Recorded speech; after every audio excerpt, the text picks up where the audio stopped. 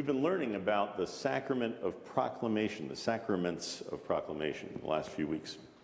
We began, and we are in the middle of slowly unpacking the Lord's Supper, communion, the Eucharist. It goes by many names.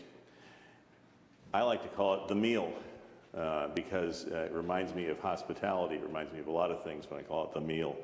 And you'll see why I favor that myself. You may not ever hear it be called that anyplace else. Most congregational churches are going to hear it called communion or the Lord's Supper. In a liturgical church, if you come from an Anglican or Episcopal background or from a Catholic background, you've probably heard it called the Eucharist or the Mass. So the meal begins, as we said a couple of weeks ago, at a crossroads where we meet Jesus and where he meets us.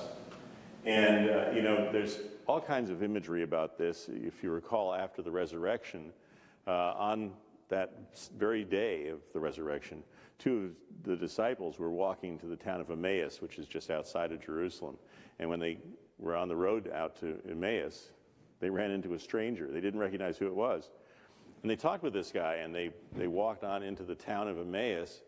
And it wasn't until they were sitting at table and he broke the bread and he said some things over the meal, and suddenly they realized that they were in the company of the risen Christ. That was a mind bender, I'm sure. The crossroads is a gathering place. It's a gathering place where community begins, where community flourishes, and where individual lives are transformed. The crossroads is unlike any other place because it's also the road to the cross for Jesus and, in a sense, for us. And it's also the road to reconciliation and salvation for anybody who wants to follow Jesus. So the crossroads is a very important place for us. And it's a place that we need to come to frequently. And that's why the Lord's Supper is so hugely important. That's why Jesus said, at least in Luke, reporting it in Luke 22, why he said he earnestly desired to meet his disciples at this crossroads, at this meal, to eat this meal with them. It's absolutely the most important thing that we as Christians can do together. Just this past Thursday, our family had a meal together. I don't know if your family did, but ours did. And as I was thinking about how to explain the meal, the Eucharist, the Lord's Supper, communion to you all, I was drawn to thinking about our family gathering, our meal that we ate together, that we do every year. And I said to my sister at one point that I have a picture which has somehow or another survived almost as long as I've been alive. I'm in the picture as a 3-year-old, and there are probably 25 people gathered around my grandmother's dining table. She had one of those Victorian dining tables that you can keep adding leaves to. And I used to think it had no end to the number of leaves you could add to it. Now, if you collapsed it, if you took all the leaves out, the thing was no larger than the little side table we've got in the lounge. And, it sat neatly about that wide. But you start adding leaf after leaf after leaf, and you could get like 20 people around this thing. It was amazing. I thought it was magic. How could Grandma ever get that many people to have dinner at her house? And in this picture, I'm sitting there as a 3-year-old. In fact, I remember the day when this picture was taken. I have a very good ancient memory.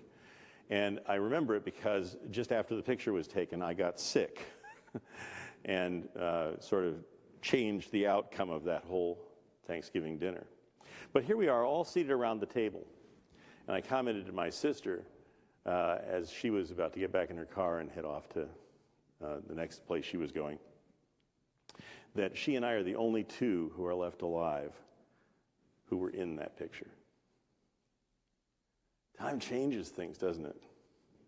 Well, our family had a meal. There's been a large gathering at the Colegrove's house for years and years and years in all the different houses we've lived in, and in fact in all the different houses that our family has lived in going back a couple of generations, apparently because of the picture I have. Anyway, it's a meal that we earnestly desire to come to as a family. We do because, and I know we do, because we start talking about the arrangements for it back in September. It's going to happen in late November, but we've started to talk about it back in September. And various family members begin to chime in one at a time, and those friends that we've come to call family, they chime in too over time as to whether or not they're coming to the meal.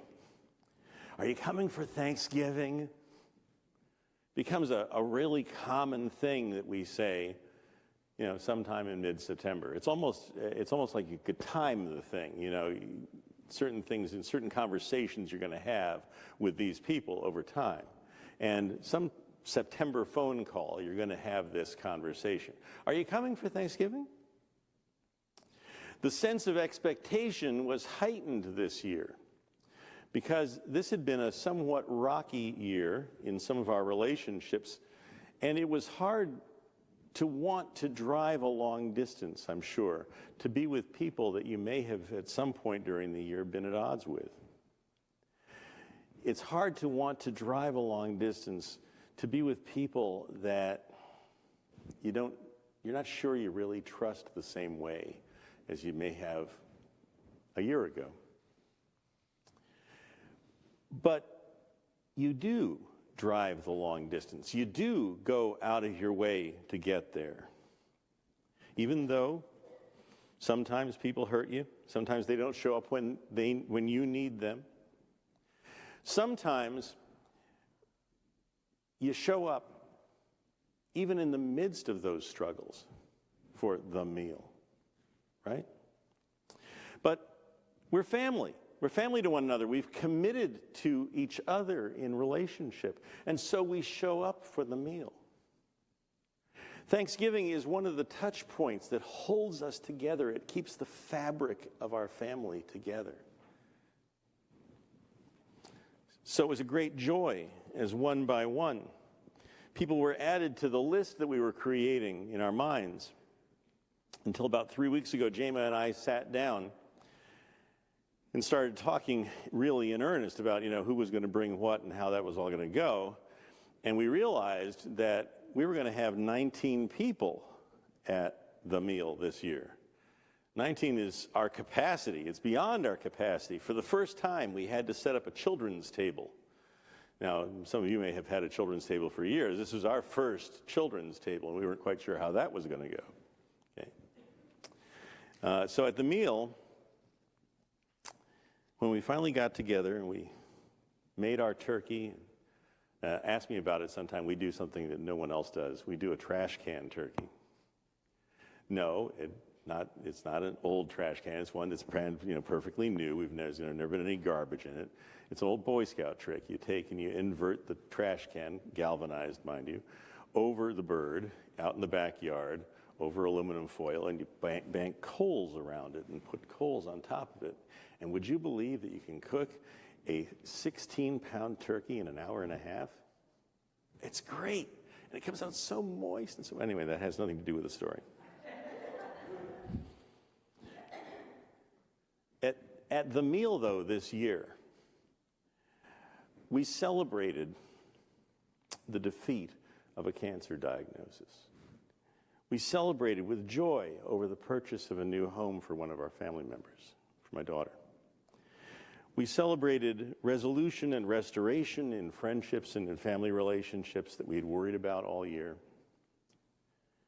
We celebrated the fun of seeing 6 children at the table flourishing and growing. We also came to the table this year with people who had lost a brother to a tragic alcohol-related car accident.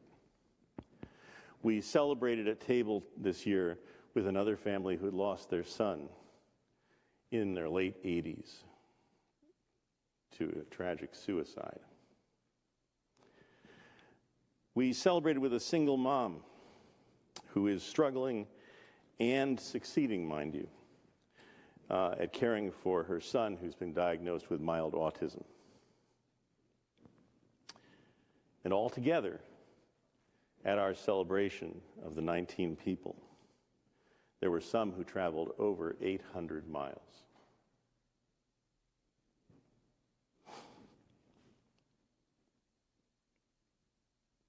In order to be at the table. We eagerly awaited it. I can tell you for sure that every person who sat at that table last Thursday would make the trip again next Thursday in a heartbeat. See, the reason is that something greater than a meal was taken in by each and every one of us who sat at the table. Something greater than just food was shared at that table. You come to the day with expectation that something special is going to happen there. Even if you don't feel it, even if you don't know what the special thing really is.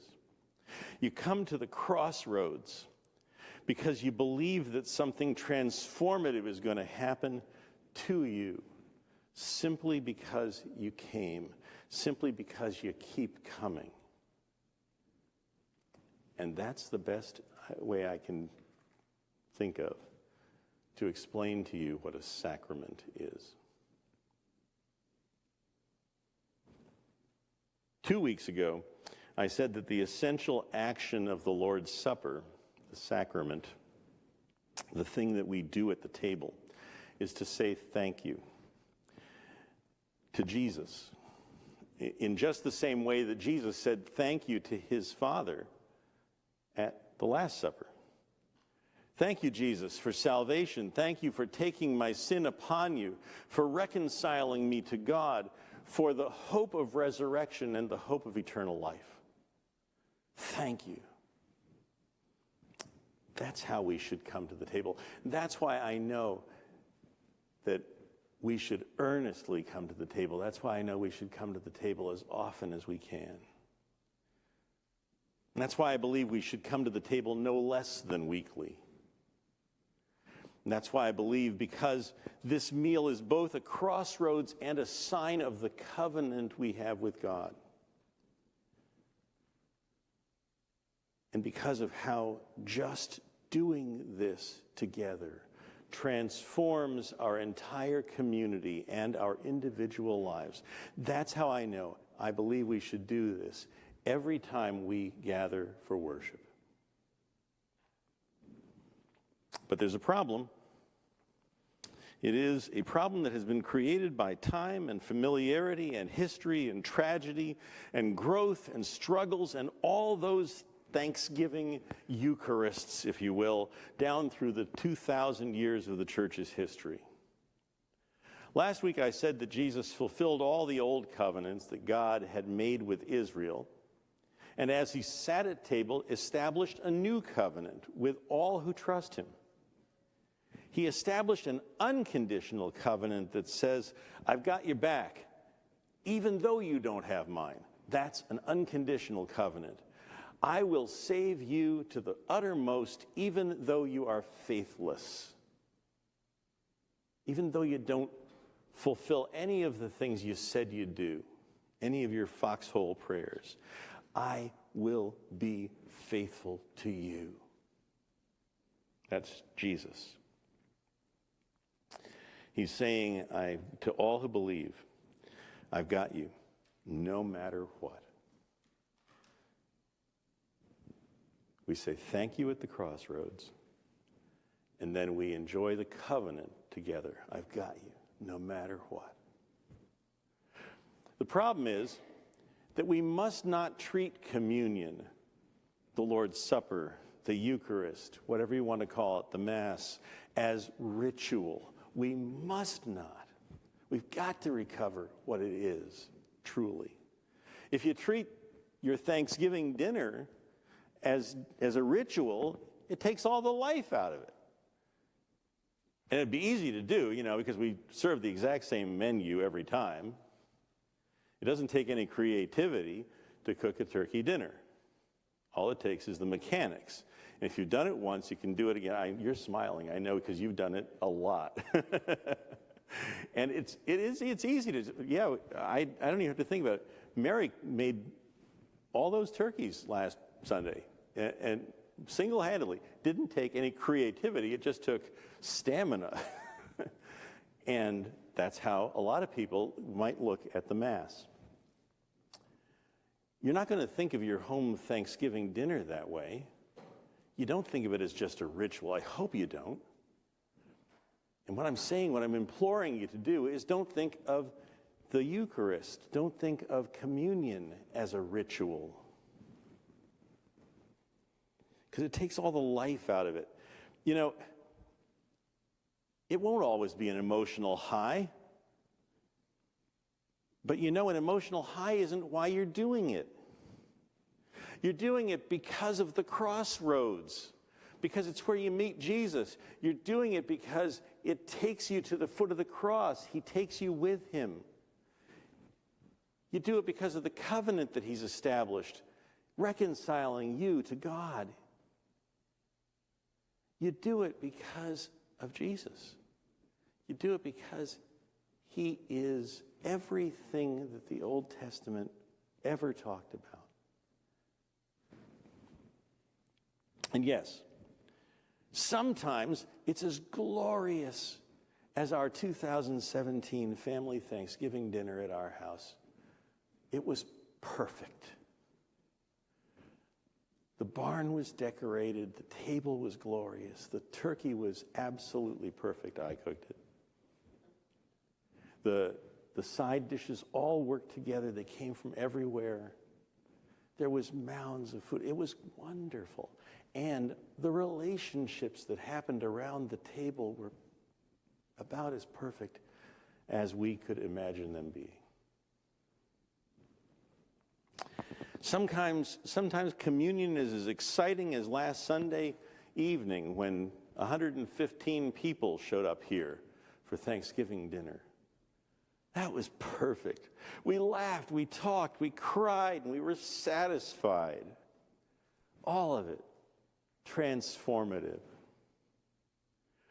The thing that I want you to see about the meal, about not Thanksgiving, about the Eucharist, about communion, is why it must not become a ritual to us. Or if it has become a ritual, why we've got to pull it back, reclaim it. You could say Jesus himself was instituting a ritual when he said what he said at table, and surely 3 of the Gospels focus on what might be or might become a ritual, the way that they say it, right? What we call the words of institution are in Mark and Matthew and in Luke. Paul, writing to the church in Corinth just 20 years after the crucifixion and resurrection, already echoes Jesus' words in a sort of liturgical, ritualistic way as he is explaining to the church why it must not see it as ritual, why it has to see Jesus in the midst of it. He says, "For I received from the Lord what I also delivered to you." There's the crossroads. I received it from Jesus and delivered it to you. That the Lord Jesus, on the night when he was betrayed, took bread, and when he'd given thanks, he broke it and said, "This is my body, which is for you. Do this in remembrance of me." There's that sense of the ritual, but what he's really saying is that's the covenant. That's how Jesus established a new covenant with us. "This cup is the new covenant in my blood," he said. "Do this as often as you drink it in remembrance of me." Matthew, Mark, and Luke all say some version of that. You can actually write a harmony of all 3, and it comes out just about perfect. But the 4th gospel begins with just this much of a reference All that it says, all that I read to you out of John 13 is during supper. That's how ritualistic this was. During supper. That's where the magic happened. That's where the Eucharist, that's where the Thanksgiving happened. That's where the covenant was established, during supper.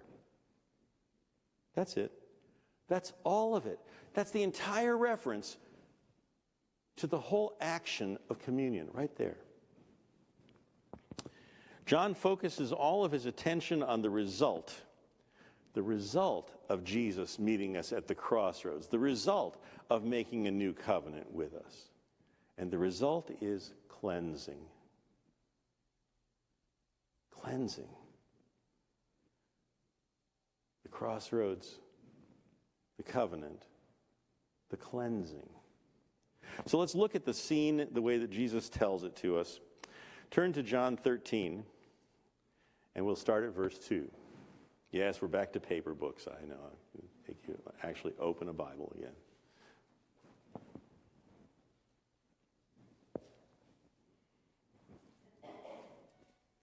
John 13, verse 2.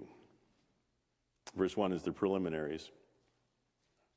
There's a lot of meat there I don't have the time for.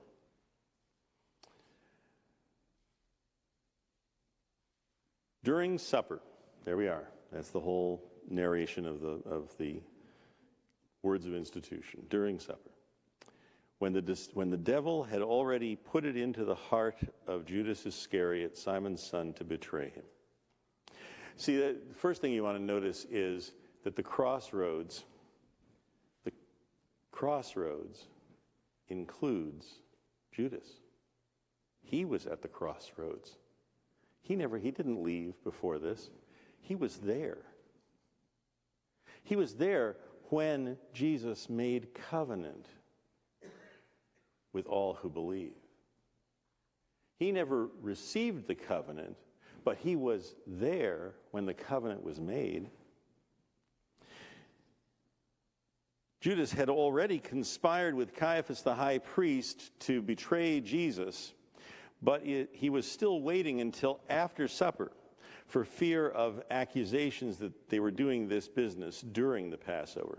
So Judas is fully cognizant of what he's about to do.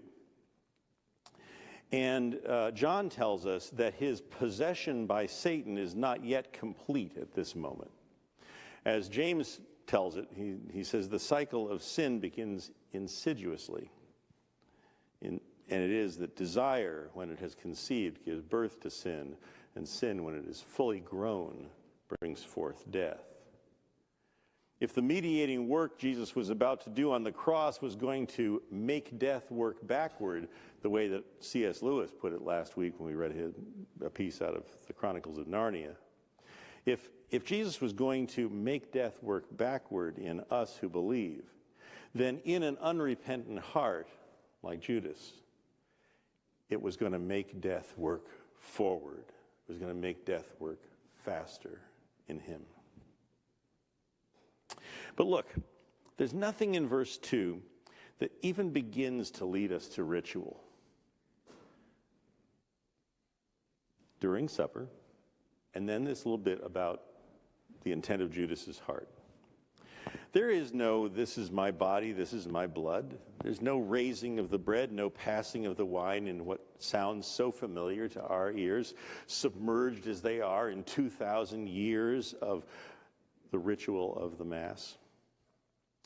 There is simply, during supper, read on with me, during supper, let's take out the part about Judas. Jesus rose and laid aside his outer garments, and taking a towel, tied it around his waist. This is as simple and unaffected as if the host at your Thanksgiving table got up and moved about the room. Nobody was expecting what came next. Nobody was thinking he was going to do something. It's perfectly natural for the host at a dinner to get up, to go to the side table, pick up some extra wine, pick up some food that's sitting at the side table and bring it back to the table, right?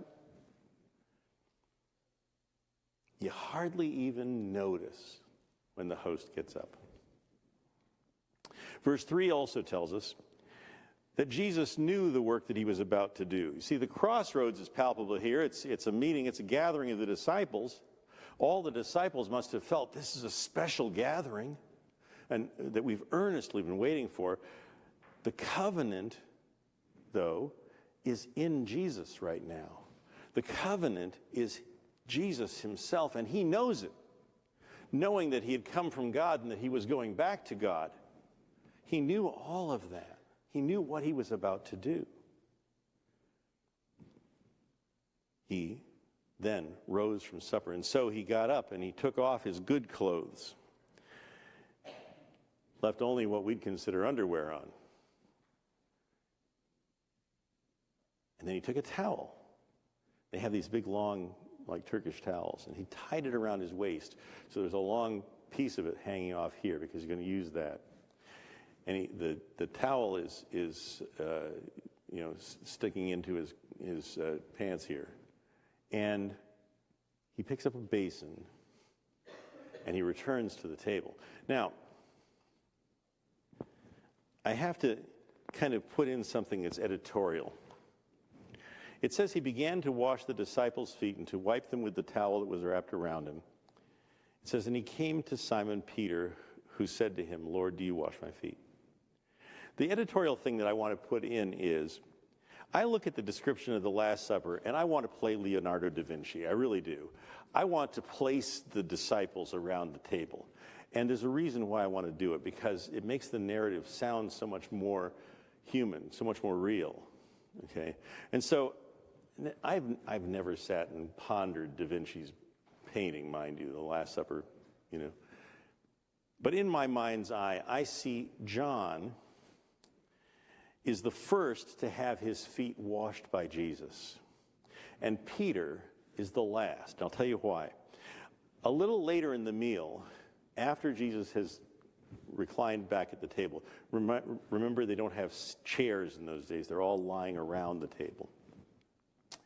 So when he's back there reclining at the table, John, it says, leaned up against Jesus to ask him a question. Literally in the Greek, it says that he was reclining in the bosom of Jesus.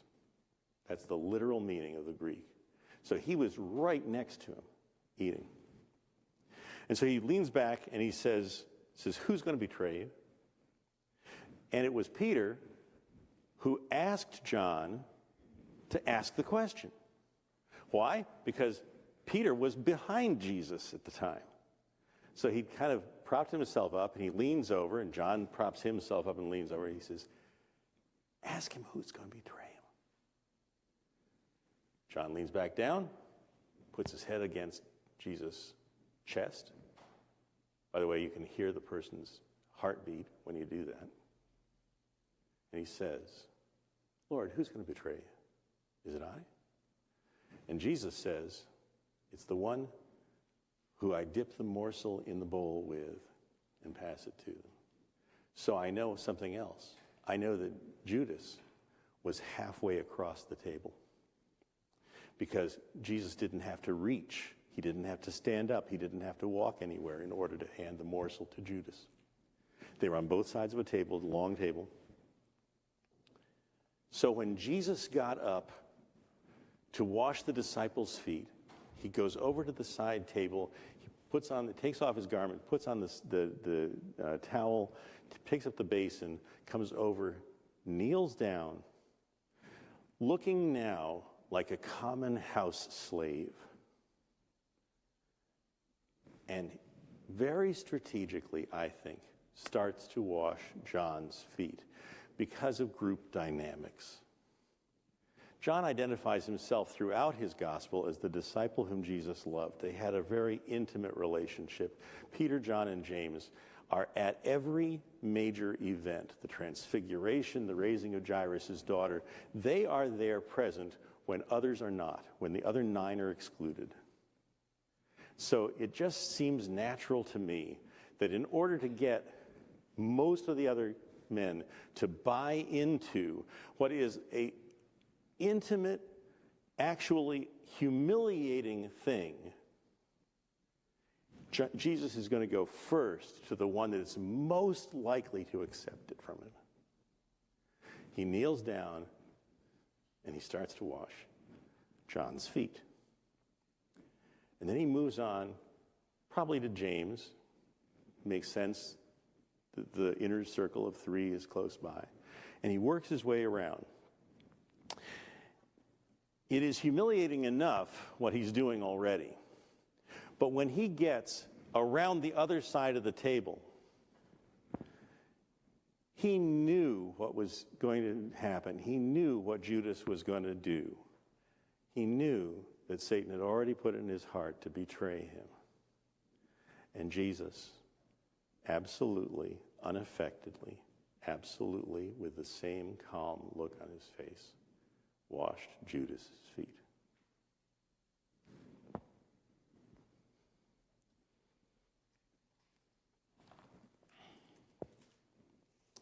Jesus, the servant, not performing a ritual, but loving his disciples, as verse 1 says, to the end. And that word, the end, can be translated to the fullest extent. He comes to the one who had already had it in his heart to betray him and have him arrested, and Jesus washes silently, lovingly, washes his feet. And then finally, after going through the other 4 guys, he comes at the end to Peter.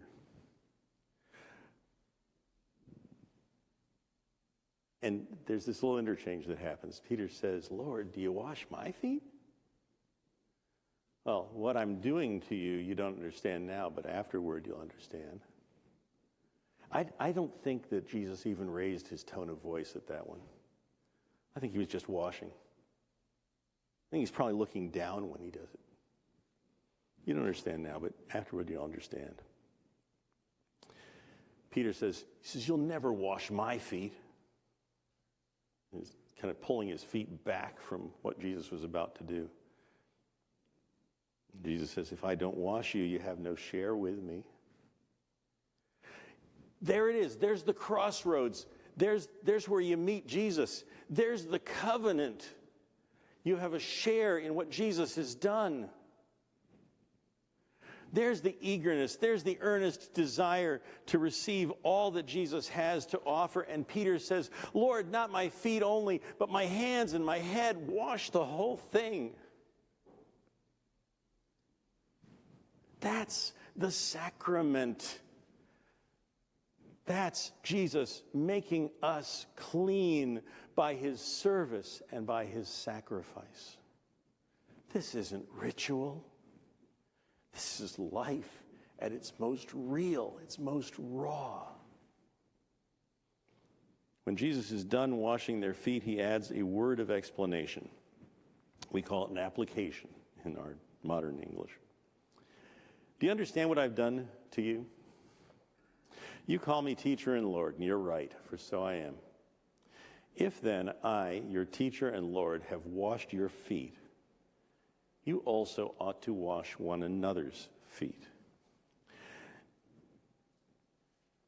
The passage from Titus that we read earlier, that Polly read, says that he cleansed us by washing of 2 kinds. He cleansed us by washing of water and of blood. John talks about it also. And through the word. And so baptism and communion are signs of the cleansing that Jesus does in anyone who believes and trusts him for salvation. The crossroads is where we meet Jesus and where we meet one another. The covenant restores the broken relationship between us and God. The cleansing is what happens in us when Jesus does those 2 things. When he brings us to the crossroads, calls us to follow him, and then says, "I'll be with you no matter what." The cleansing is what we so badly needed. And it teaches us the part that we are to play in salvation. And so I come to your part in the cleansing. Well, I thought Jesus did it all for me. Yes, he did. You can't cleanse another. You can't make another clean. But you can do as he said, because he washed our feet, because he cleansed you, because he ministered the covenant to you, because he reconciled you to God, because he brought you to the crossroads and brought you into community in your church. Because of all that, you ought to wash somebody else's feet. You ought to do something that humiliates you in a sense, that takes you out of the power position, out of the place of control, out of everything you've got in life, and into the place that Jesus put himself in, that of a common house servant. You ought to do that. Guess what? The covenant isn't broken if you don't. Jesus won't love you any less. He won't accept you any less if you don't. He promised that. I got your back no matter what. But you ought to. And we as a church ought to wrestle with all the different ways that we see around us, especially today, especially in this world climate, all the different ways in which we can serve another. And it's not just the poor. Chris is going to give you an opportunity to do that on the 23rd. Make the time to do it. You'll enjoy yourself. And yeah, it's a little humiliating. It should be. But that's just one thing. How many different ways can you think of? Take a piece of paper, and before you leave the sanctuary, I'll bet you can write down 5. Just before you leave the sanctuary, I'll bet you can write down 5 ways in which you could serve somebody else and become the hands and feet of Jesus, offering cleansing, offering covenant, offering a crossroads to the world. All right.